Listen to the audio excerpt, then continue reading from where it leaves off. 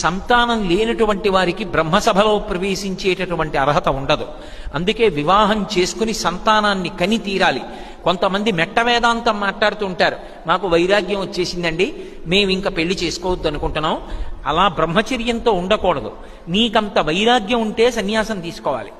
అసలు బ్రహ్మచర్యం నుంచి సన్యాసం మంచిది కాదు. ఎవరో కొన్ని కోట్ల మందిలో ఎవరికో దక్కుతుంది అటువంటి వైరాగ్యం తప్ప అందరికీ అది కుదిరే విషయం కాదు. లేదా గృహస్థాశ్రమం స్వీకరించి సంతానాన్ని కనాలి.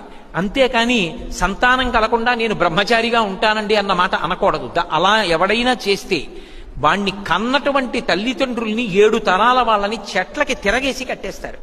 మహాభారతం ఆది పర్వంలోనే మనకి అటువంటి ఆఖ్యానం ఒకటి కనపడుతుంది. అందుకే ఆశ్రమ నియమం అంటే ఆశ్రమ నియమమే.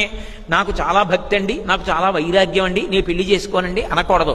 అంత భక్తి ఉన్న త్యాగరాజస్వామి వారు చేసుకోలేదా, ముత్తుస్వామి దీక్షితారు వారు చేసుకోలేదా, శ్యామశాస్త్రి గారు చేసుకోలేదా, అన్నమయ్య చేసుకోలేదా, ఋషులందరూ చేసుకోలేదా? నువ్వు ఒక్కడివే పెద్ద 2 మాటలు పుట్టావా, నీకొక్కడికి అంత వైరాగ్యం ఉందా? అక్కర్లేని మెట్ట వేదాంతం మాటలు మాట్లాడకూడదు.